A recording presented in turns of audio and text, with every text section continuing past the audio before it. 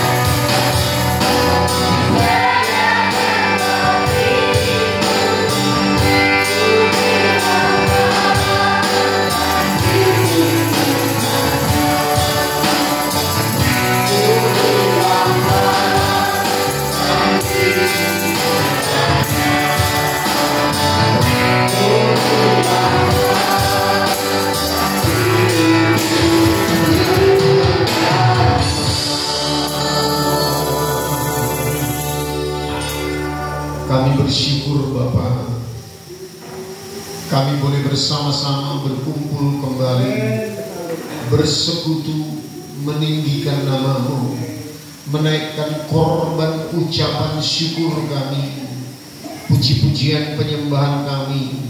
Terimalah sebagai korban yang harum di hadapan-Mu Bapa. Terlebih lewat hidup kami, lewat perkataan tingkah laku kehidupan kami, kiranya hati-Mu disenangkan. Sebab itu perlengkapi kami dengan kebenaran firman-Mu. Firman-Mu adalah pelita bagi kaki kami, menerangi setiap jalan-jalan kami, mengubah cara hidup kami, mengubah cara berpikir kami, sehingga kami berpikiran seperti pikiran Kristus. Terima kasih untuk roh hikmat, roh wahyu dan pengertian yang membuka mata hati kami, sehingga kami boleh melihat seperti Tuhan melihat. Terima kasih untuk telinga yang mendengar, hati yang memahami, dan pikiran Kristus, yaitu pikiran yang mengerti kehendak Allah dan mau melakukannya. Terima kasih, kami sambut kebenaran firman-Mu hanya di dalam nama Tuhan Yesus. Kita yang siap diberkati Tuhan, sama-sama kita katakan Amin. Amin. Silakan duduk sama-sama. Salam. Halo. Selamat jumpa kembali. Ya, siapa yang hadir bulan 10 kemarin? Bulan 10 ya rata-rata hadir. Ini kok agak berkurang ya. Beda, padahal bulan 10 itu saya ingat hujan deras. Ini hujan kecil aja ya. Nah, oke, tidak mengurangi kesukacitaan kita. Kita boleh bersama-sama bertumbuh dalam kebenaran firman Tuhan. Amin. Amin. Target Tuhan kepada kita adalah pertama kali membuat kita orang yang tidak percaya menjadi percaya kepada Tuhan. Lalu yang kedua adalah menjadikan kita, memuridkan kita, menjadikan kita dewasa seperti Kristus, supaya kita boleh ada seperti kata-kata dalam pujian tadi, di kota tanpa malam. Ya, tentu Pak Gembala sudah membagikan ini ya, kota tanpa malam. Jadi siapa yang suka kehidupan malam bertobat aja. Sebab nanti di Yerusalem baru tidak ada malam lagi. Sebab kemuliaan Tuhan menjadi matahari terang. Begitu. Yesus menjadi lampu dikatakan. Jadi terang benderang, terang benderang di kota Yerusalem Barat. Dan tidak semua boleh tinggal di Yerusalem Barat. Hanya keluarga kerajaan Allah Bapa. Begitu. Nah, yang tinggal di sana adalah yang namanya tertulis bukan hanya di kitab kehidupan, tetapi di kitab kehidupan anak domba Allah. Ya, di Wahyu pasal 21 dikatakan ayat 27 kalau tidak salah, tertulis namanya di kitab kehidupan anak domba Allah, yang artinya sebagai pengikut Kristus harus mengikuti, meneladani sebagaimana Kristus pernah hidup di dunia ini. Jadi bukan hanya Kristen, tapi Kristen KTP, ya kan? Yang hanya mengandalkan hari Minggu sama seperti agama lain. Hari Jumat pergi ke masjid, atau hari hari apa ya? Kalau orang Buddha sama orang Hindu, hari apa? Pokoknya bukan seperti agama. Jadi kekristenan itu tidak pas dibilang agama, tetapi disebut pengikut Kristus. Begitu. Makanya sebutan pertama sebagai pengikut Kristus itu sepertinya ledekan lah ya. Orang Kristen itu ledekan kepada pengikut Kristus di zaman ini. Nah, jadi target Tuhan kepada kita bukan hanya menjadikan kita orang Kristen, orang percaya, tapi yang kedua adalah menjadikan kita murid, supaya kita boleh bertumbuh menjadi dewasa seperti Kristus. Siapa yang percaya bahwa kita akan dijemput oleh Tuhan? Iya, kita semua. Nah, dijemput oleh Tuhan itu kira-kira orang yang Yang dijemput menjadi mempelainya atau tidak? Menjadi mempelai. Nah, mempelai itu yang dijemput anak-anak atau dewasa? Hah? Dewasa. Enggak mungkin ada pernikahan ya kecuali agak masuk berapa 9 tahun menikah dengan anak kecil. Tidak mungkin dengan anak kecil. Jadi jangan menjadi orang Kristen kanak-kanak. Jadi kita harus sama-sama bertumbuh menjadi dewasa. Jadi kita harus mau dimuridkan lewat penggembalaan di tempat ini. Kita mau dimuridkan, dibimbing terus menjadi dewasa seperti Kristus. Nah, malam ini kita belajar satu intisari kehidupan. Bahwa kita sebagai orang percaya berjalan dari waktu ke waktu. Sekali lagi, kita bukan hanya hidup beragama, tetapi perjalanan hidup kita itu indah. Jadi seringkali orang Kristen ketika tidak mengenal jalan-jalan Tuhan, sehingga mereka frustasi. Ketika mendapatkan hambatan, waktu menerima, waktu mau bertumbuh dewasa menjadi seperti Kristus, waktu ketemu persoalan, masalah, sakit, penyakit. Nah, seringkali kita orang Kristen yang dibilang gereja Pentakosta atau karismatik ini, seringkali kalau ada persoalan langsung main tengking. Kalau ada sakit penyakit, oleh bilur-bilur Yesus sembuh. Betul. Tetapi pertanyaannya, itu kan ada dua kemungkinan. Itu sakit penyakit, persoalan atau apapun. Yang pertama, itu bisa merupakan ujian dari Tuhan. Ujian itu apa? Sesuatu tekanan yang datang dari luar, yang membuat kita boleh membangun hidup kita. Itu ujian. Sama seperti ujian kelas 1, kita diuji supaya kita naik kelas 2. Nah, tapi kalau pencobaan itu berasal dari iblis, sesuatu tekanan dari luar yang tujuannya untuk menghancurkan kita. Nah, apapun itu, ujian atau pencobaan, Tuhan telah mengcovernya. Dikatakan begini, Roma 8 ayat 28, bahwa Allah turut bekerja dalam segala sesuatu untuk mendatangkan kebaikan bagi kita yang mengasihinya, baik ujian maupun pencobaan, dan tidak akan pernah melebihi kekuatan kita. Amin.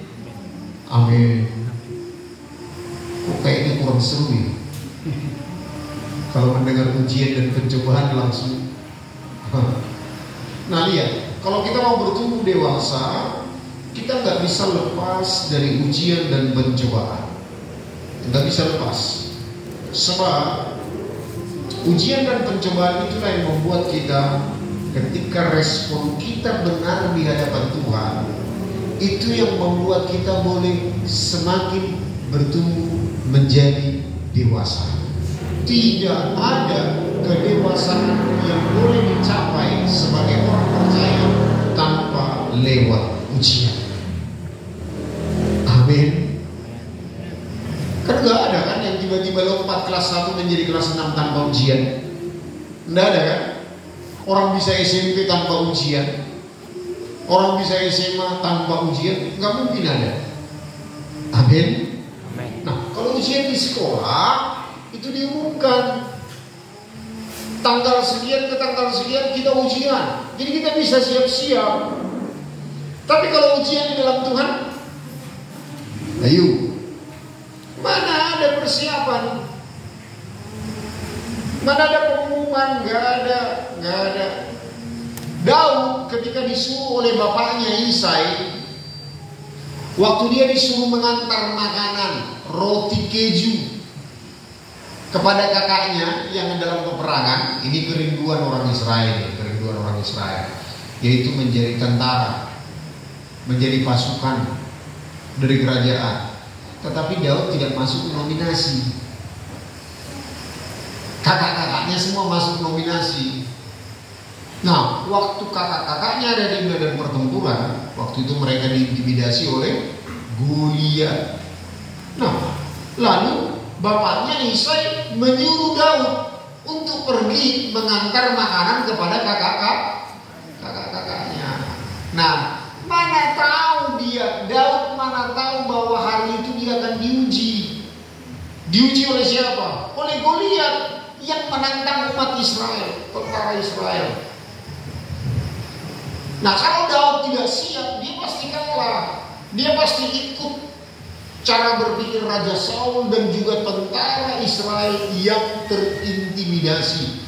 Demikianlah kita hari-hari dalam kehidupan kita. Setelah kita keluar dari gedung ibadah ini, siap-siap. Injil Matius pasal 13 ayat 21 mengatakan akan datang aniaya karena firman itu.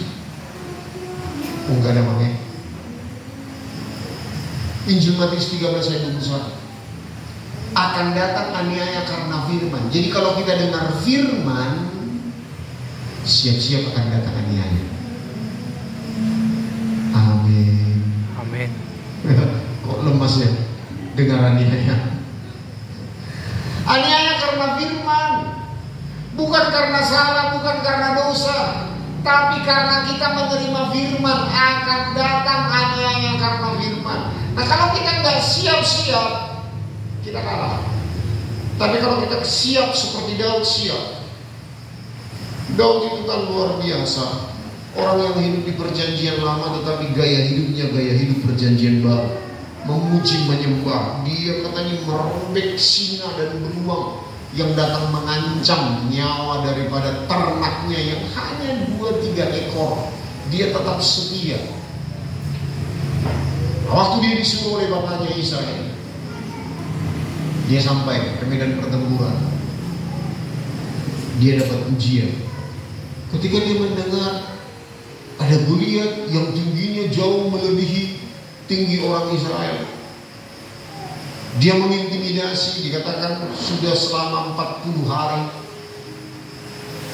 Kirimlah siapa tentara yang mewakili kerajaan Israel. Gak usah kita capek-capek lah, tentara semua dikerahkan. Kirimlah salah satu tentara. Nah, waktu Daud mendengar itu, dia gak terintimidasi. Padahal Raja Saul dan seluruh tentaranya terintimidasi. Begitu ya, firman Tuhan mengatakan begitu. Tapi Daud mendengar itu, dia gak terintimidasi. Bahkan kebenaran firman Tuhan itu menulis begini, siapakah orang yang tidak bersunat ini? Daud yang merenungkan Taurat Tuhan siang dan malam, waktu dia mendapatkan ujian seperti itu, dia malah bangkit. Siapakah orang yang tidak bersunat ini? Nah, ini artinya yang bersunat dengan tidak bersunat. Orang yang tidak bersunat di perjanjian lama artinya tidak ada hubungan dengan penciptanya. Orang yang bersunat artinya orang yang diberkati dan diurapi oleh Tuhan. Nah, siapakah dia? Sekalipun dilihat seperti raksasa gedenya, tetapi dia dipakai oleh kebenaran firman Tuhan. Bukan dia yang memakai firman Tuhan, tetapi dia mengizinkan Tuhan atau firman-Nya menguasai dia. Lalu dia berkata, siapakah orang yang tidak bersunat ini berani mengecam pasukan orang yang bersunat? Nah, ketika dia bilang seperti itu, Raja Saul dan tentara Israel mengerti itu.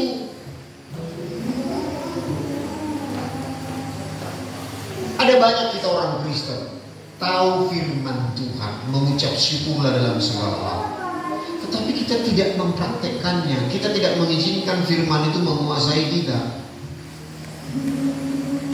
Sama seperti tentara-tentara itu, tentara Israel itu tahu kok bahwa orang yang tidak bersunat, orang Filistin, Goliat itu tidak disertai oleh Tuhan, tapi mereka adalah orang yang disertai Tuhan. Itu artinya tidak mengizinkan Tuhan menguasai hati dan pikirannya. Lalu dia menantang.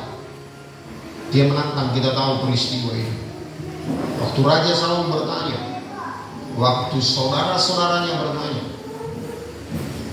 siapakah dia ini? Aku biasa menggembalakan kambing domba. Dikatakan, siapakah orang yang tidak bersunat ini? Ini sama dengan harimau yang telah kurobek-robek, singa yang telah kurobek-robek, yang datang mengancam domba penggembalaan. Jadi orang yang tidak bersunat ini sama dengan harimau, beruang yang datang mengancam domba-domba. Dia robek-robek. Nah, waktu itu Saul dengan setengah hati, setengah setuju, setengah pendapat. Bahkan abang-abangnya Eliab, abang-abangnya Daud mengatakan, kamu pergi, kamu pulang. Apa urusanmu di sini? Di mana engkau tinggalkan domba penggembalaanmu itu? Malah mengejek. Mereka tidak mengerti apa arti kata firman Tuhan. Tetapi Daud tidak terintimidasi. Harusnya kita begitu sebagai orang percaya. Kita jangan hanya tahu firman, tetapi biarlah firman yang menguasai kita. Amin. Amin. Firman yang kita dengar itu. Nah, lihat bagaimana aplikasinya dalam hidup kita sehari-hari. Nah, lihat namanya ya. Kita datang bergereja, kita harus persiapkan hidup kita dari rumah. Kita harus persiapkan hidup kita dari rumah. Tuhan, aku mau datang berjumpa dengan Engkau. Tuhan, aku mau menikmati hadirat-Mu. Ada nggak jemaat atau pelayan Tuhan yang berkata begini, aku kok nggak merasakan hadirat Tuhan ya? Ada nggak? Ada nggak yang pernah ngomong begitu? Nah, mungkin kita bisa membedakan apa kehadiran Tuhan dan apa yang disebut hadiratnya. Itu perlu kita bedakan. Kehadiran Tuhan dengan hadiratnya. Kalau kita mengerti ini, kita tidak akan bertindak sembarangan. Kita tidak akan mengucapkan lagi, aku tidak bisa menikmati hadirat Tuhan di gereja ini ya. Biasanya orang yang berkata seperti itu mempersalahkan siapa? Mempersalahkan Tuhan kan? Betul nggak? Nah, tetapi kalau kita mengerti apa arti kehadiran Tuhan, apa arti hadirat Tuhan, kita tidak mungkin mempersalahkan Tuhan. Nah, pemazmur Daud aja berkata begini, sebelum aku tidur, Engkau ada. Setelah aku bangun, Engkau juga tetap ada. Nah, apalagi kita gereja perjanjian baru. Yesus dikatakan Immanuel.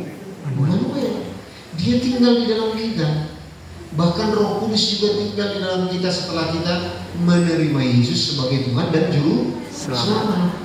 Benih ilahi, benih Yesus itu ada di dalam kita dan Roh Kudus. Nah, lihat, Dia ada di dalam kita. Itu artinya Dia selalu hadir di dalam hidup kita. Amin. Amin. Amin. Itu artinya kehadiran Tuhan. Lalu apa bedanya dengan hadirat Tuhan? Hadirat Tuhan artinya kita tidak bisa berjumpa dengan Dia. Kita tidak bisa merasakan kehadirannya. Contoh, siapa kita ke pesta, siapa yang baru menikah di sini, atau siapa baru lalu. Nah, kita pergi. Misalkan saya pergi, Pak Gembala pergi, tetapi kita nggak ketemu karena di pesta itu banyak orang kan, banyak orang. Nah, lalu hari Minggunya Kita ketemu, lalu kita ngomong, Amang datang gak ke pesta itu kemarin? Oh datang. Wah aku juga datang. Tapi kita kok nggak bisa ketemu ya? Oh iya karena ramai mungkin. Nah, jadi begitulah kira-kira kita menyadari bahwa Tuhan kita Immanuel selalu hadir di dalam hidup kita. Tetapi kita nggak ketemu. Kita nggak bisa merasakan. Nah, hadirat Tuhan itu ada di dalam roh kita. Kita nggak bisa menilai kehadiran Tuhan lewat pikiran, perasaan, emosi, kehendak kita. Tetapi kita harus menilainya dengan iman kita. Sebab dia sudah ada di dalam roh kita. Nah begini. Nah, jadi kalau kita nggak bisa merasakan hadirat Tuhan, yang salah siapa? Tuhan sudah hadir kok. Yang salah siapa? Kita. Kita yang tidak merasa berjumpa dengan Tuhan. Jadi begini, sama seperti kalau kita nelpon. Kita nelpon kepada seseorang. Lalu jawabannya apa? Telepon yang Anda tuju sedang sibuk. Bisa ngomong nggak? Nggak bisa. Atau jawabannya apa? Telepon yang Anda tuju sedang di luar jangkauan.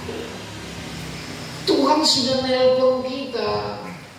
Tuhan sudah hadir. Mari dengarkan Bapak Ibu. Bukan kita yang lebih rindu berjumpa dengan Tuhan, tetapi Tuhanlah yang lebih rindu berjumpa dengan kita. Bahkan Dia mau mati bagi kita, supaya Dia mau berjumpa dengan kita. Itu kebenaran. Kebenaran itu harus kita percaya. Amin. Jadi begini, kalau kita datang tadi beribadah, kita persiapkan diri kita dari rumah. Nah, apa yang kita lakukan terlebih dahulu? Kita mengucap syukur. Lalu kita percaya darahnya telah melayakkan kita. Ibrani pasal 10. Darahnya telah melayakkan kita untuk menghampiri tahta kasih karunia-Nya. Nah, lihat. Lalu kita memuji menyembah Tuhan. Apa yang membuat kita di luar jangkauan? Kita menaikkan lagu pujian, tetapi pikiran hati kita tidak ada di dalam kata-kata pujian itu. Misalkan kita bilang, aku mengasihi Engkau Yesus, tetapi pikiran kita begini, mengalup paham nak kini umat isi budi tadi, mengalangah ada mengulat siapa tadi. Apalagi memeluk diri di semua ini, nggak buat nak kini jumlah kumai.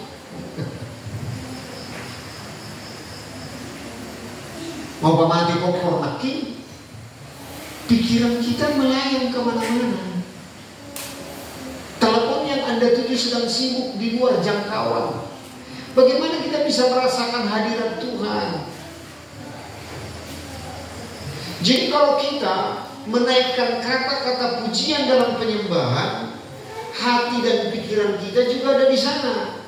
Jangan sampai menggenapi apa yang tertulis. Mulut bibirnya memuliakan aku, tetapi hatinya menjauh daripadaku. Jangan sampai seperti itu. Tetapi biar hati pikiran kita terpaut dengan kata-kata dalam pujian, sehingga kita pun bisa menikmati hadirat Tuhan dalam pujian penyembahan. Amin. Begitu juga waktu dengar firman Tuhan. Waktu dengar firman Tuhan, jangan pikiran kemana-mana. Waktu kita dengar firman Tuhan, kita konsentrasi. Kita benar-benar mendengar firman Tuhan, sehingga kita mengikuti alur kebenaran firman Tuhan yang dibagikan. Lalu kita pun bisa memahami, kita bisa mengalami perjumpaan dengan Tuhan. Lewat apa? Waktu kebenaran firman Tuhan dibagikan, kita mendengarkan suaranya. Jadi itu rupanya jawaban pertanyaanku sama Tuhan ya. Itu habilan nanti.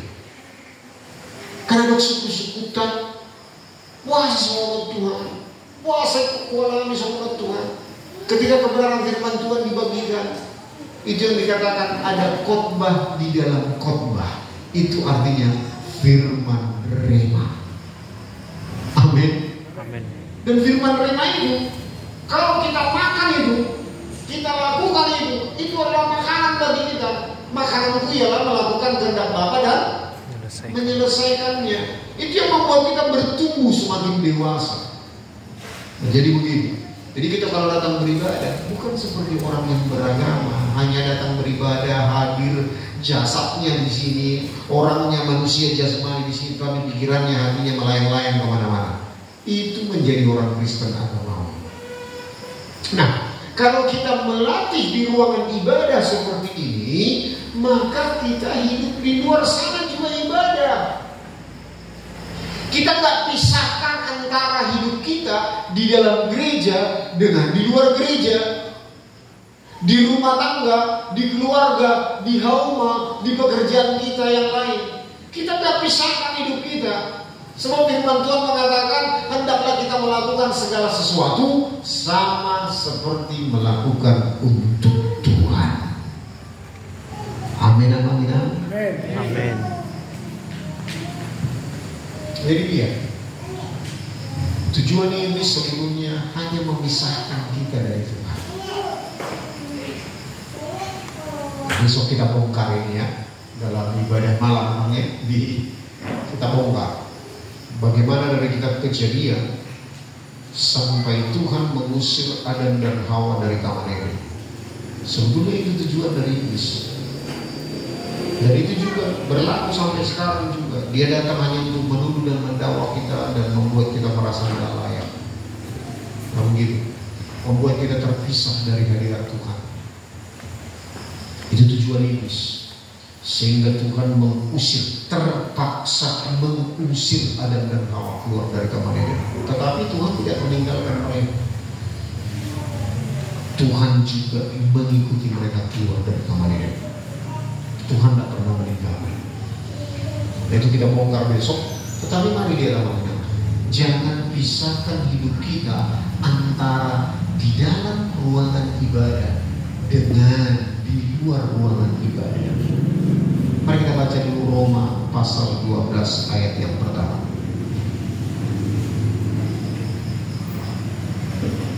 Roma 12 ayat yang pertama.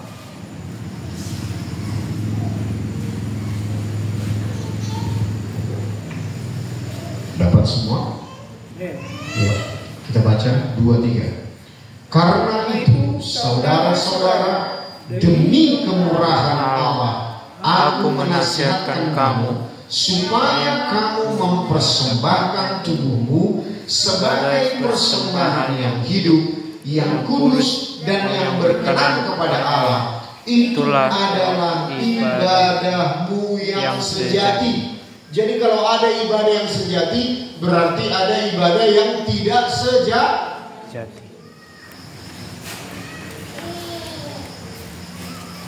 Jadi ibadah yang tidak sejati, ibadah yang sejati hanya di dalam ruangan ini. Berapa jam kita beribadah? 2 jam. Komsel tambah 2 jam. Hari Minggu tambah 2 jam, 6 jam. Jadi sisanya 24 jam kali 7 jam 168 ya. Dikurangi 6 jam 162 jam. Kita melakukan apa? Nah itulah kehidupan orang beragama.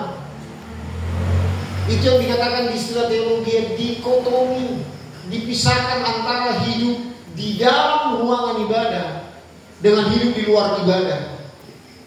Di rumah tangga, di pekerjaan, di dalam hidup kita sehari-hari. Nah firman Tuhan ini berkata, supaya kamu mempersembahkan tubuhmu sebagai persembahan yang hidup, yang kudus, dan yang berkenan kepada Allah. Itu adalah ibadahmu yang sejati. Jadi 162 jam tadi kita lakukan untuk apa? Apakah kita tetap berbohong? Apakah kita tetap marah-marah kepada istri dan anak-anak, istri cerewet kepada suami dan anak-anak, anak-anak berontak kepada orang tua. Apakah itu ibadah yang sejati? Ibadah yang sejati itu adalah dimulai dari persekutuan kita dengan Tuhan. Lalu di luar ibadah maksudnya seperti ini, kita harus mempersembahkan hidup kita sebagai persembahan yang hidup, yang kudus dan yang berkenan kepada Allah. Di perjanjian baru, persembahan itu persembahan yang hidup, bukan yang mati. Di perjanjian lama, persembahan itu persembahan yang mati. Di perjanjian lama, waktu trisula dari imam itu ditancapkan kepada daging, lalu daging itu dibuat di atas mezbah. Tuhan menyukai apa? Daging yang dipanggang seperti BPK atau harumnya? Harumnya. Apa yang disukai oleh Tuhan? Apakah Tuhan suka BPK bagi panggang karo? Tuhan menyukai apa? Harumnya. Jadi bagaimana terjemahan dalam hidup kita? Kalau kita mengalami proses, nah contoh seperti saya, tadi ketahuanlah tas saya tinggal di Samosir. Oh, langsung saya menengadah kepada Tuhan. Tuhan, apa artinya ini Tuhan? Aku mengucap syukur Tuhan. Jadi kita berespon yang benar. Baunya menyenangkan hati Tuhan. Waktu kita mengalami proses, itu kan proses pembakaran, itu kan proses ini. Daging yang dibakar itu kan proses ini. Waktu kita mengalami proses dalam hidup ini, nah apa yang menyenangkan hati Tuhan? Kata-kata kita yang mengucap syukur kepada Tuhan, bahwa Tuhan berkuasa atas semua apa yang terjadi dalam hidup kita. Jadi itu artinya mengucap syukur. Di perjanjian lama dikatakan di Mazmur 22 ayat 4 bahwa Allah bersemayam di atas puji-pujian Israel. Artinya kita waktu memuji-muji Tuhan, sekalipun keadaan kita gak enak badan, atau lagi sakit, lagi apapun, lagi mengalami pertengkaran suami dan istri dalam rumah tangga. Nah begitu, waktu kita datang beribadah, apakah kita gak layak? Iblis yang membuat kita gak layak, karena baru bertengkar. Nah lihat, walaupun kita baru bertengkar, tetapi waktu kita minta maaf dan saling memaafkan satu dengan yang lain, kita layak, kita sudah dilayakkan 2000 tahun yang lalu. Amin. Jadi mari kita mengucap syukur kepada Tuhan. Bau pengucapan syukur inilah menjadi korban yang harum di hadapan Tuhan. Amin. Amin. Itulah persembahan yang hidup, yang kudus dan yang berkenan kepada Allah. Nah, apa arti mengucap syukur? Artinya begini. Mengucap syukur artinya begini. Kita sepakat dengan apa yang terjadi dalam hidup kita. Sekali lagi ya, mengucap syukur artinya kita sepakat dengan Tuhan apapun yang terjadi dalam hidup kita. Lawan mengucap syukur apa? Bersungut-sungut. Bersungut-sungut artinya apa? Kita nggak sepakat dengan Tuhan, bahkan kita mempersalahkan Tuhan atau mempersalahkan orang lain. Bisa nggak kira-kira orang Kristen seperti itu? Bisa. Kita mempersalahkan situasi, kita mempersalahkan siapa saja yang ada di samping kita. Kita cari kambing hitam, kambing congek, kambing putih. Kita mempersalahkan orang lain. Nah itu artinya bersungut-sungut. Kita tidak mengucap syukur kepada Tuhan atas apa yang terjadi, bahwa Allah turut bekerja dalam segala sesuatu untuk mendatangkan kebaikan bagi kita yang mengasihi Dia. Amin. Amin. Nah, kalau misalkan kita sakit, lalu kita langsung berdoa minta kesembuhan, lalu Tuhan sembuhkan, lalu begini, apa maknanya ketika Tuhan mengizinkan kita sakit? Tentu ada ujian.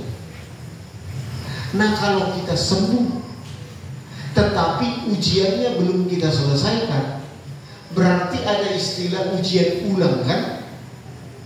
Ya kan? Kalau istilah di sana dibilang remedial, ujian ulangan lagi bagi siswa yang di bawah 6, mungkin begitu ya, ujian remedial. Nah begitu juga kita dengan Tuhan.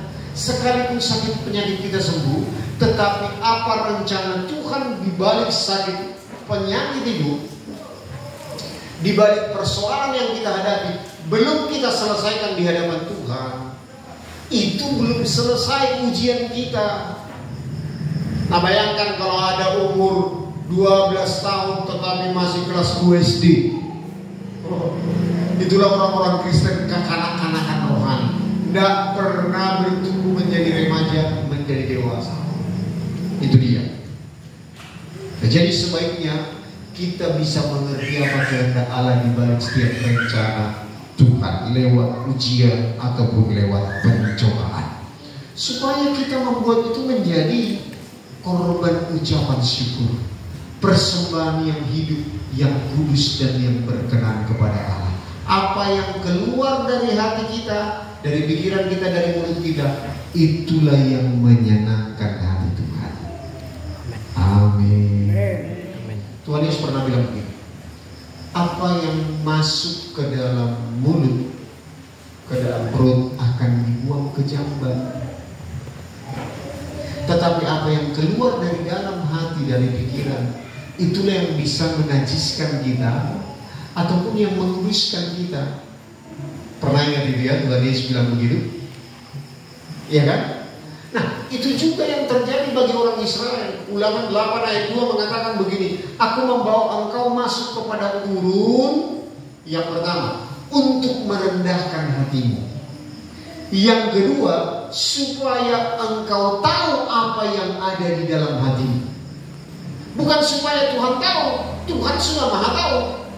Tetapi artinya, supaya engkau tahu, supaya kamu orang Israel tahu apa yang ada di dalam hatimu. Sebab kamu masuk padang gurun. Padang gurun itu berbicara apa? Persoalan, masalah, tekanan hidup.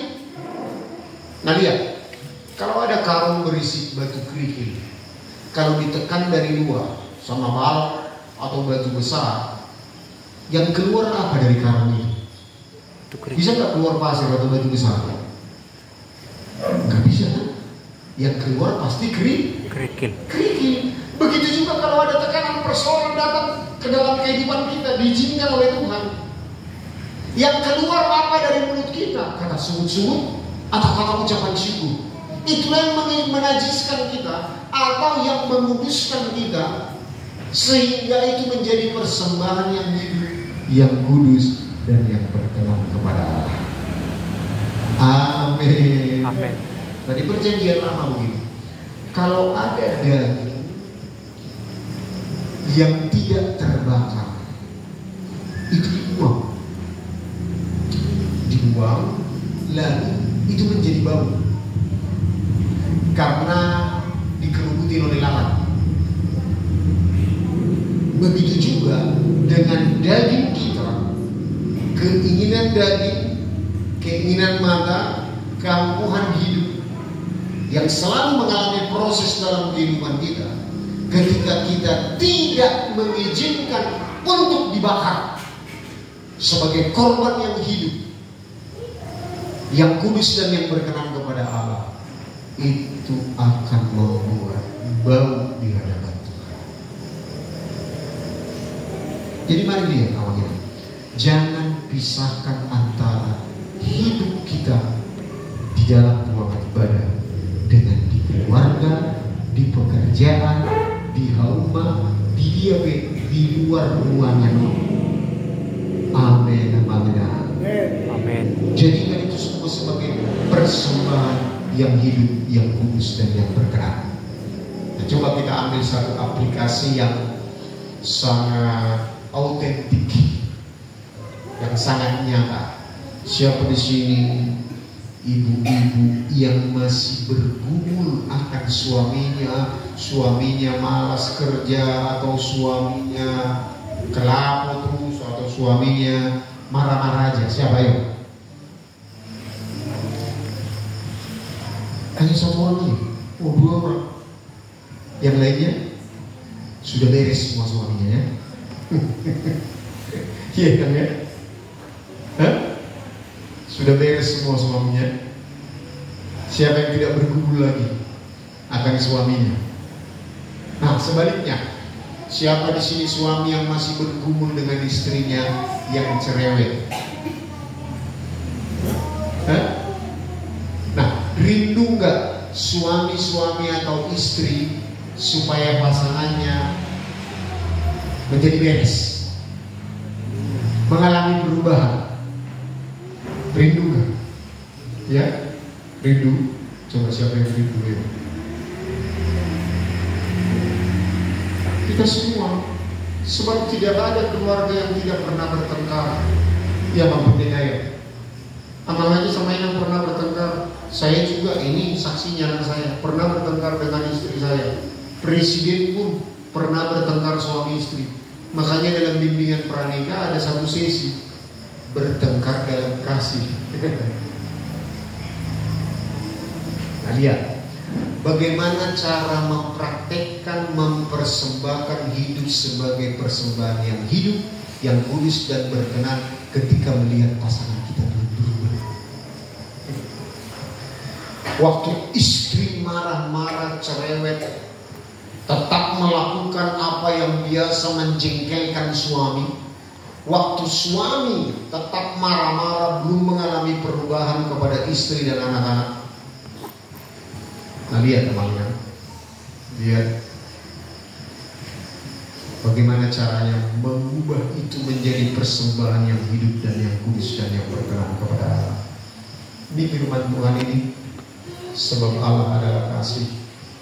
Ini benar-benar satu fondasi kebenaran firman Tuhan yang luar biasa. Sebab dikatakan bukan Allah memiliki kasih, enggak kan? Tapi Allah adalah kasih. Begitu. Nah, lihat, waktu kita berhenti memuji menyembah Tuhan, waktu kita berhenti membaca Alkitab, apakah Tuhan berhenti mengasihi kita? Atau waktu kita rajin baca Alkitab, melakukan kebenaran firman Tuhan, atau kita rajin memuji menyembah Tuhan, apakah Tuhan tambah mengasihi kita? Hah? Ayo, apakah Tuhan tambah mengasihi kita? Enggak. Karena Allah adalah kasih, bukan Allah memiliki kasih. Kalau Dia stop mengasihi kita, waktu kita tidak taat kepada Dia, berarti Dia stop menjadi Tuhan. Waktu kita tidak memuji menyembah Tuhan, tidak taat kepada Dia, tidak membaca kebenaran firman Tuhan, bukan Tuhan yang stop mengasihi kita, tetapi kitalah yang berkurang atau stop mengasihi Tuhan. Tuhan tetap mengasihi kita. Amin. Tetapi kita berhenti atau berkurang mengasihi kita. Nah, jadi apa perintah Tuhan kepada kita sebagai suami istri? Kepada suami dikatakan, hendaklah kamu mengasihi istrimu sama seperti Kristus mengasihi jemaat. Kristus mengasihi jemaat dengan kasih apa? Kasih agape, bukan kasih filio, bukan kasih eros, bukan kasih apa satu lagi? Stoking, bukan. Tapi kasih agape.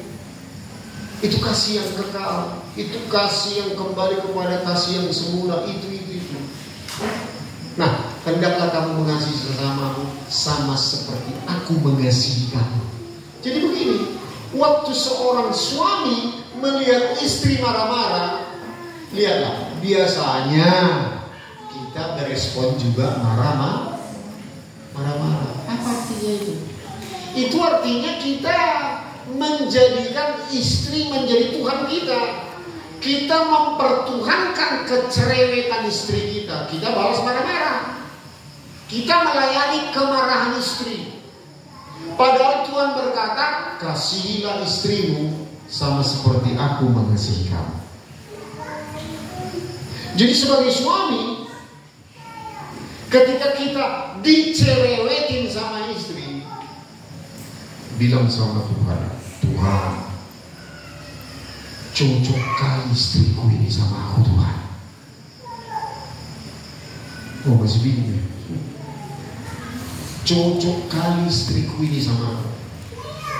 Engkau kirimkan dia menjadi pahat yang tajam untuk mengukir aku. Karena bagaimana? Karena Tuhan menciptakan duluan lembaga keluarga selain lembaga-lembaga yang lain di dunia ini. Sebab di dalam keluarga lah Tuhan bisa menggenapi kita diciptakan serupa dan segambar dengan Allah. Kejadian 1 ayat 2. Marilah kita ciptakan mereka serupa dan segambar dengan kita. Jadi di dalam keluarga lah kita boleh mencapai keserupaan dan segambar dengan Allah. Makanya tujuan LGBT itu, kegerakan LGBT itu sebetulnya menghancurkan tujuan Tuhan di dalam keluarga. Nah, lihat, jadi waktu istri kita cerewet datang kepada kita bilang, energik sekali istriku ini Tuhan, cocok kali aku sama dia. Janganlah duluan dia mati Tuhan, biarlah aku duluan mati. Amin para suami. Nah lihat, suami istri itu biasanya kalau bimbingan pranikah ya, biasanya begini. Apa dasar kalian saling mengasihi? Oh, udah cocok kan, udah saling jatuh cinta. Wah, bungkus cintamu itu. Sebelum engkau menjalani pencak silatnya suami dan istri 10 tahun, 15 tahun belum bisa menerjemahkan kasih kepada istri, tunduk kepada suami, belum bisa.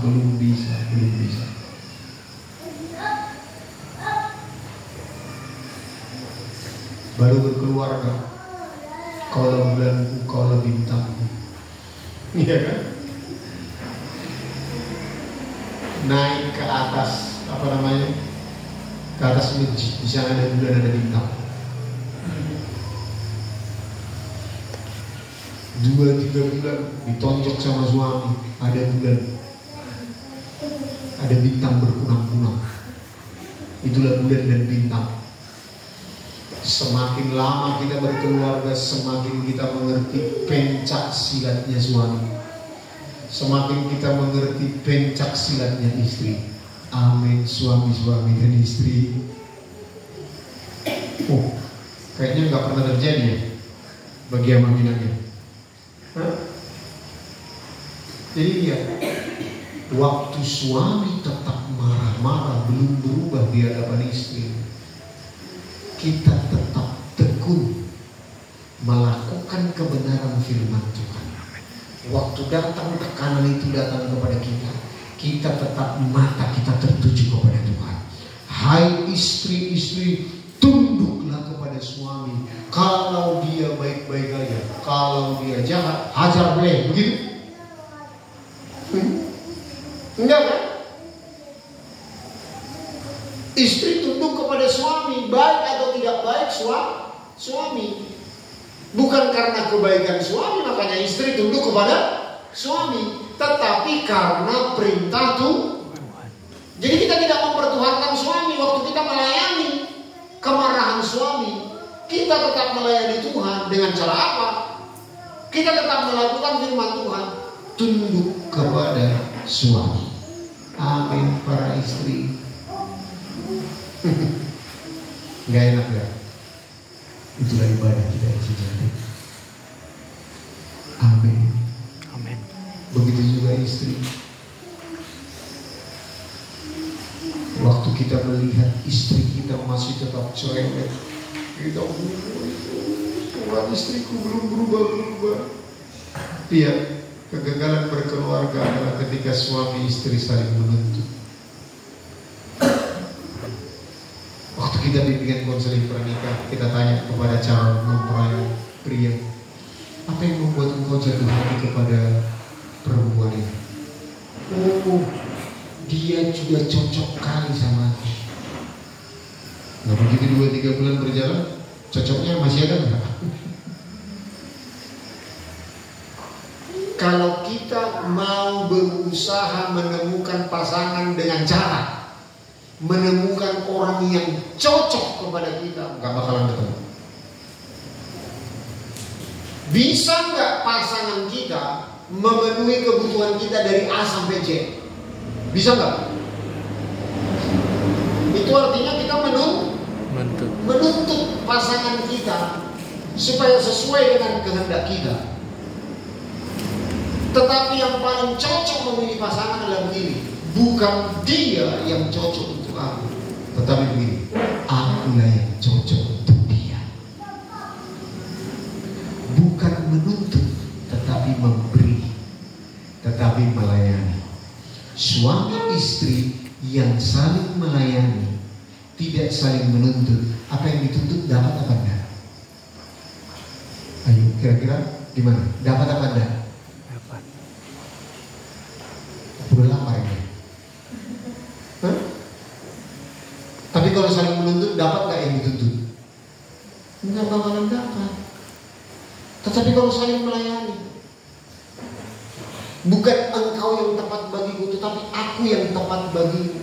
Jadi kita berusaha, suami memenuhi kebutuhan istri, istri pun berusaha memenuhi kebutuhan suami. Apa yang dituntut didapat apa enggak? Otomatis dapat. Jadi di dalam keluarga kita boleh mempraktikkan itu kebenaran itu, mempersembahkan tubuh sebagai persembahan hidup yang kudus dan yang berkenan kepada Allah. Sebab kita lebih banyak diproses dari keluarga. Kalau bahasa Jakartanya begini, apalagi musim Covid kemarin kan semua dari rumah kan. Ada yang dibilang 4L. Waktu kita musim Covid ini. Bahasa Jakartanya ini ya, lu lagi. Maksudnya lu lagi, ketemu lagi sama lulu aja di dalam keluarga. Ya kan? Sebab musim Covid ya ada pergi bekerja, kira-kira begitu. Kalau di sini pergi ya, pergi juga bang ya, bekerja ya. Tapi kalau di kota itu diberhentikan bekerja. Jadi hanya ketemu dengan dia lagi. Nah, kalau ketemu dengan dia lagi, kalau sikapnya membosankan, spanning lah di rumah kan. Makanya ada istilah begini, kalau ingin menikmati surga, berkeluarga. Kalau keluarga itu harmonis. Tapi sebaliknya, kalau ingin menikmati neraka, berkeluarga juga. Amin. Jadi kalau kita ingin menikmati keluarga kita di bumi ini kan gambaran keluarga Bapa, Anak dan Roh Kudus. Bapa, Anak dan Roh Kudus di surga.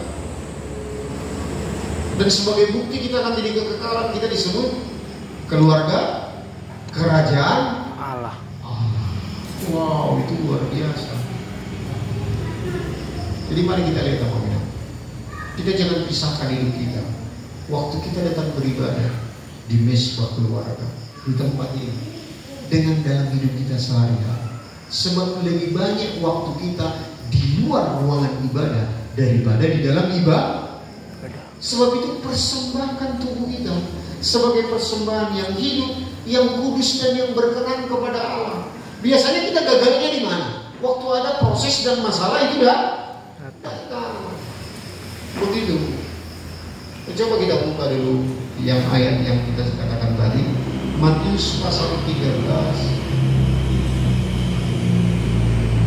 ayat yang ke-21. Injil Matius 13 ayat yang ke-21. Kita baca.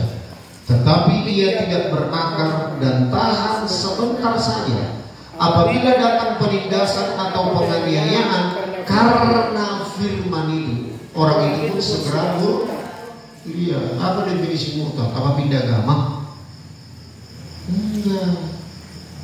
Murtad itu artinya sengaja tidak melakukan apa kehendak Tuhan. Waktu dikatakan sebab karena aniaya datang karena firman itu, respon kita apa? Ketika kita mendengar firman Tuhan, misalnya firman Tuhan tentang kasih lah. Nah, lihat, waktu kita dikatakan mengasihi suami, mengasihi istri, mengasihi anak-anak, kira-kira apa yang akan terjadi aniaya datang karena firman itu? Apa yang terjadi dalam rumah tangga? Apakah tiba-tiba suami kita yang suka marah-marah menjadi lembut, istri kita yang sering cerewet menjadi suka ketawa, begitu?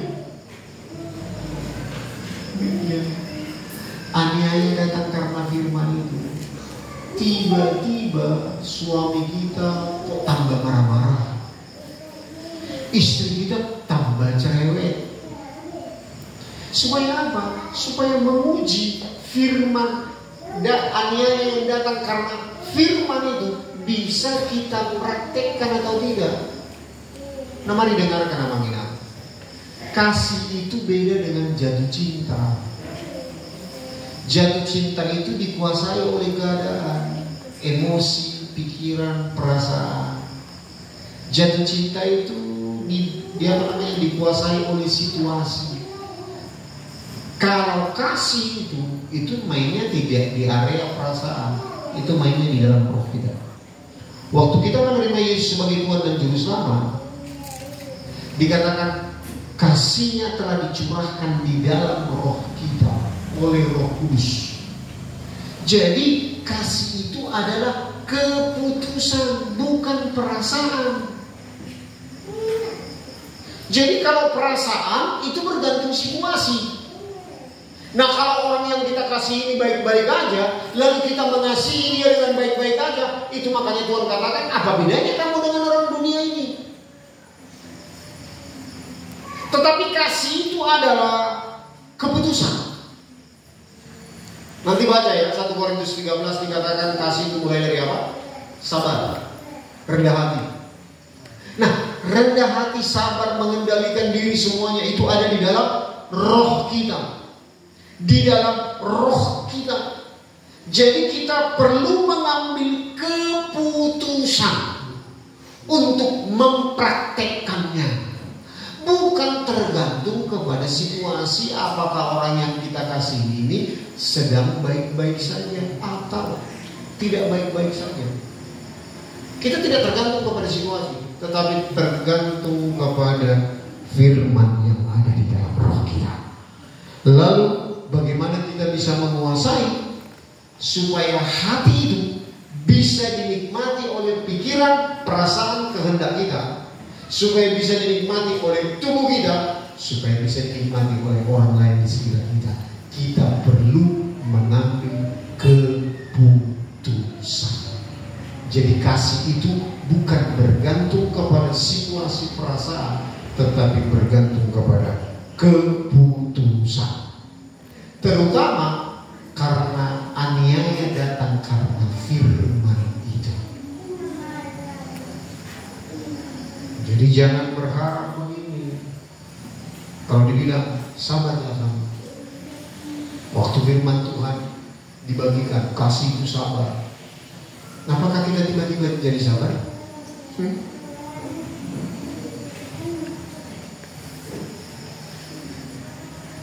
Menyembuhkan kanker susah nggak?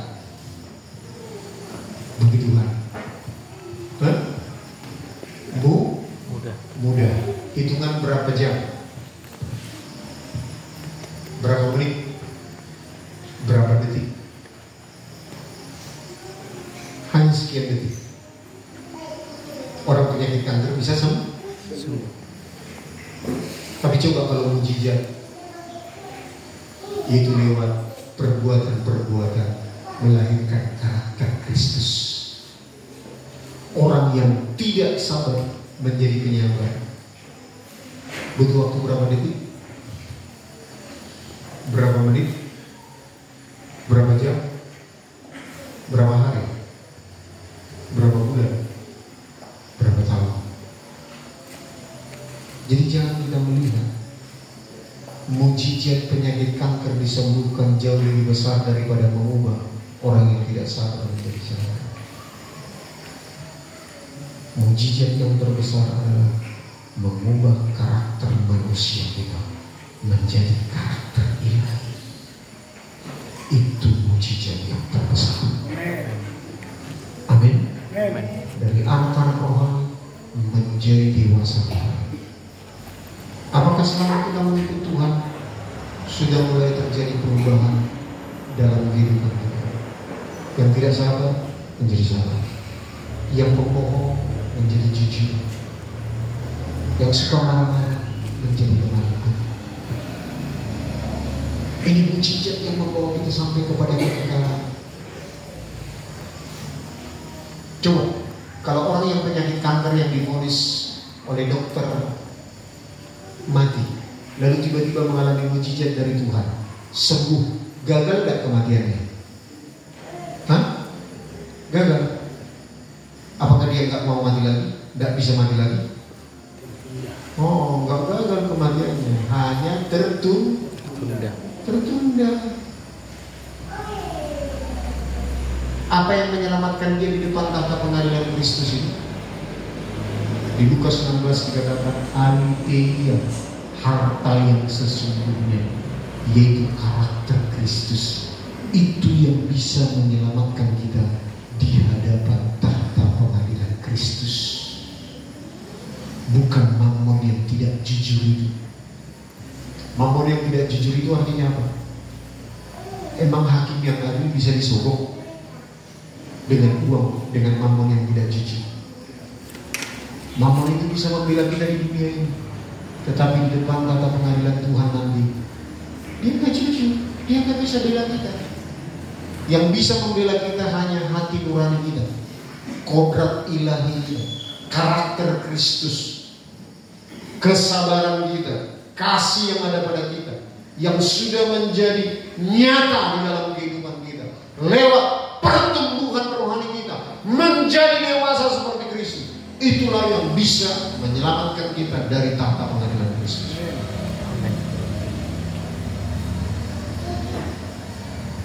Makanya Tuhan mengatakan setialah perkara kecil. Itu bukan bicara tentang berkat jasmani, enggak. Setialah perkara kecil artinya berkat di dunia ini, mamon yang tidak jujur ini. Supaya kalau kita setia, artinya memperlakukan uang yang kita miliki, harta yang kecil dikatakan itu, sesuai dengan kebenaran firman Tuhan, maka Tuhan akan memberikan kepada kita harta yang sesungguhnya. Harta yang sesungguhnya apa? Itu dari karakter Kristus. Itu dalam bahasa aslinya aletheia, kodrat ilahi. Itu hati nurani ilahi. Jadi Tuhan membuat kita bertobat menjadi orang Kristen supaya kita boleh mencapai kodrat ilahi, manusia dewasa secara rohani. Dan itu bisa kita peroleh lewat ujian demi ujian. Kalau kita mengerti bahwa waktu kita mengalami ujian itu adalah kesempatan bagi kita mempersembahkan tubuh sebagai korban yang hidup, yang kudus dan yang berkenan kepada Allah. Jadi kalau ada masalah, nggak langsung tengking, Nggak langsung oleh minum Yesus bisa bukan. Jangan langsung. Kita udah sempat latah. Kalau Tuhan mau menyembuhkan kita, tidak terlambat. Kalau kita menemukan apa yang menjadi kehendak Tuhan, lewat kita mengalami sakit penyakit, lewat kita mengalami proses, definisi masalah apa? Masalah adalah begini, kita dilemparkan semakin dekat kepada tujuan. Itu definisi masalah atau persoalan. Artinya, lewat masalah persoalan, kita bisa menemukan waktu kita bertanya kepada Tuhan, Tuhan, apa yang perlu kuperbaiki dalam hidupku ya? Lewat masalah ini. Apa nasihatmu bagiku lewat sakit penyakit ini? Nah, waktu kita temukan itu, lalu kita perbaiki. Kita perbaiki hidup kita. Nah, waktu kita perbaiki, nah lihat, waktu anak-anak kita dulu, kita secara duniawi, waktu kita memberikan tugas kepada anak kita yang sulit, lalu waktu dia bereskan masalah ini, lalu apakah kebutuhan dia, kita tidak otomatis memberikannya. Demikian halnya, kalau Tuhan menghendaki sesuatu lewat masalah yang kita hadapi, lalu kita selesaikan, kita bertanya kepada Tuhan, Tuhan apa yang perlu kubereskan dalam hidupku lewat masalah ini. Nah, waktu kita melakukan itu, apakah Tuhan tidak menyembuhkan kita? Apakah Tuhan tidak menyelesaikan masalah kita? Pasti, karena dikatakan kalau kita mencari kerajaan Allah dan kebenarannya, maka semua ditambahkan kepada kita. Amin. Amin. Jadi mari kita lihat, jangan mengutamakan berkat mujizat, berkat jasmani. Enggak. Itu adalah hadiah pemberian Tuhan. Yang perlu kita jawab adalah kita boleh bertumbuh semakin dewasa. Amin. Amin. Kita buka ayat terakhir, 1 Korintus 13.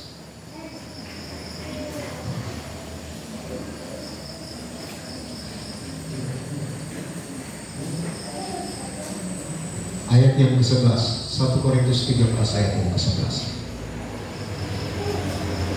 Yuk kita baca 2-3.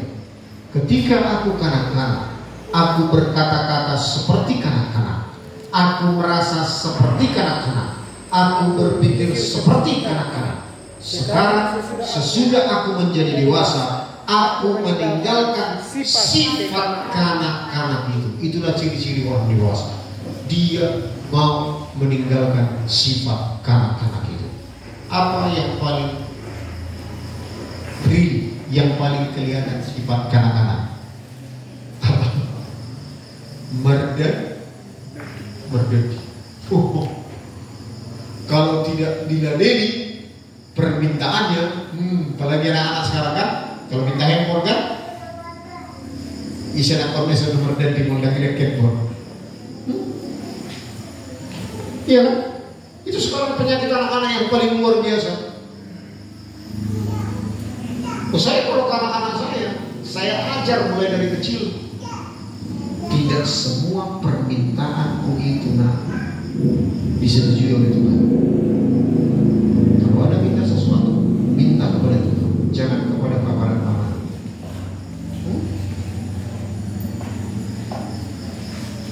Kalau mereka saya lihat sudah mulai berlebihan memakai handphone, saya bilang saya sita.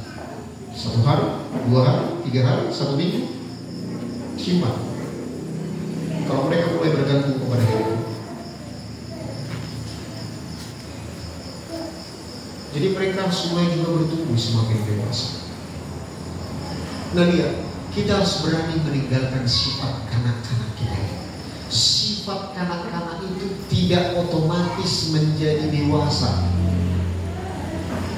menjadi tua otomatis, tetapi menjadi dewasa itu adalah suatu keputusan.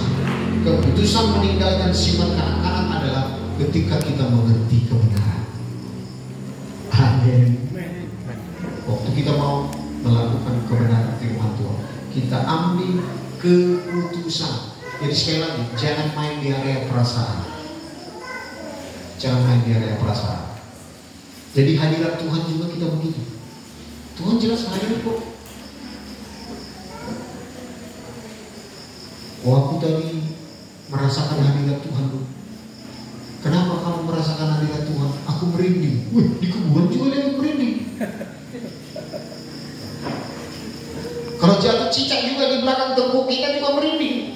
Apakah itu bukti daripada kehadiran Tuhan? Jadi kehadiran Tuhan itu harus dirasakan lewat iman kita.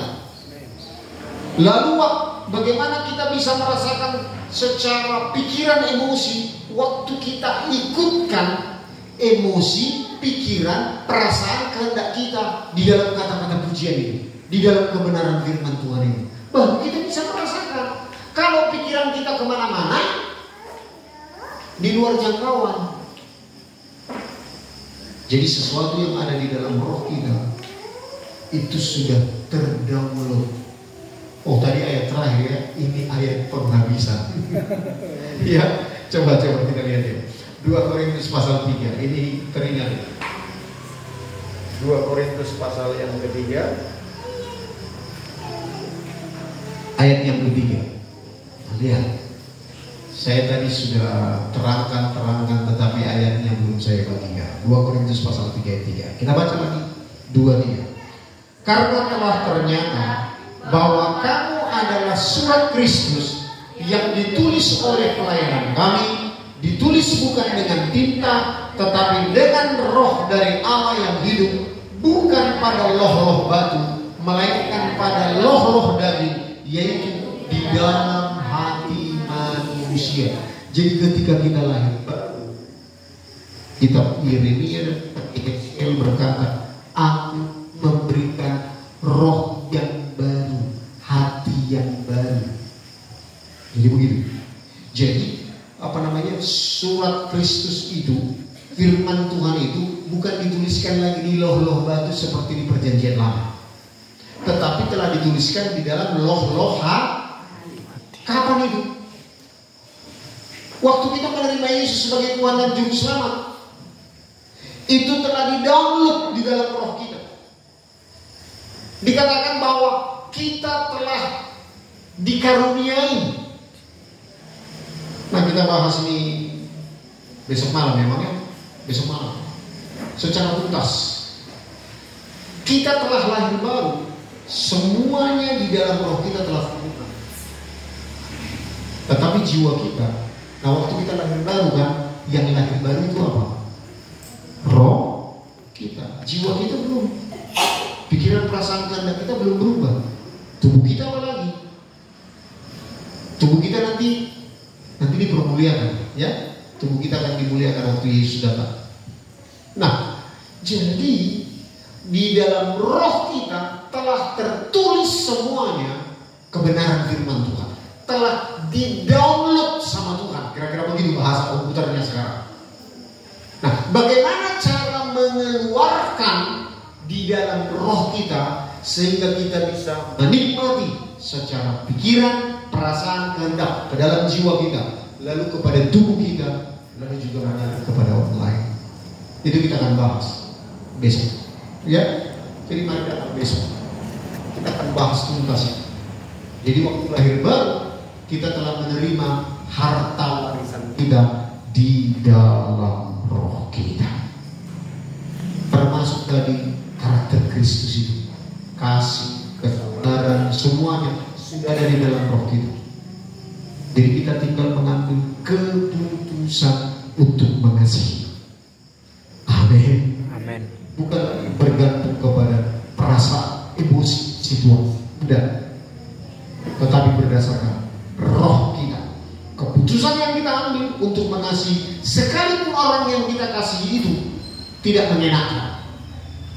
Tetapi kita harus mengambil keputusan karena kita mengerti kebenaran bahwa kasih itu telah ada di dalam roh kita.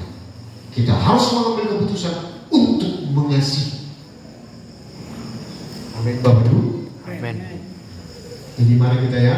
Jadi sekali lagi, jangan pisahkan hidup kita di dalam ruangan ibadah dengan di luar ibadah. Sebab firman Tuhan mengatakan, apapun yang kamu kerjakan, kerjakanlah sama seperti untuk Tuhan. Artinya kapan saja, di mana saja, kita selalu menghargai Dia. Itu yang disebut memiliki roh takut akan Tuhan. Amin. Mari kita berdiri. Haleluya.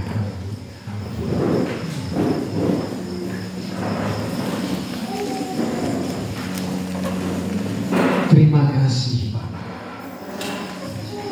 Kami bersyukur lewat kebenaran firman Engkau mengajar kami, memperlengkapi kami bagaimana caranya kami boleh memenangkan pertandingan iman kami. Ketika kami di ruangan ibadah, kami boleh menikmati kebenaran firman-Mu. Tetapi ketika kami keluar dari ruangan ibadah, kami akan mengalami aniaya karena firman-Mu. Biarlah kami boleh berespon dengan benar Tuhan. Tidak bergantung kepada situasi, tidak bergantung kepada persoalan, tetapi kami boleh melihat seperti yang Kau melihat. Apa maksud dan tujuan-Mu lewat persoalan masalah yang kami hadapi. Biar kami boleh berespon sesuai dengan kehendak, supaya itu menjadi korban yang harum, yang hidup, yang kudus, dan yang berkenan kepada-Mu Bapa. Meteraikan kebenaran firman-Mu Tuhan. Roh Kudus, tetap Engkau berbicara kepada kami sekalipun kami keluar dari ruangan ini. Kami boleh menerjemahkan firman-Mu, terutama di dalam keluarga kami. Suami-suami tetap setia mengasihi istri, istri-istri tetap setia tunduk kepada suami, anak-anak hormat kepada orang tua, sehingga kami boleh menikmati hadirat-Mu di dalam rumah tangga kami. Kami tidak mau mengalami kekecewaan rumah tangga. Kami bersyukur Tuhan meteraikan kebenaran firman-Mu hanya di dalam nama Tuhan Yesus. Kita yang sudah diberkati Tuhan, sama-sama kita katakan amin. Berkat Bapak Ibu.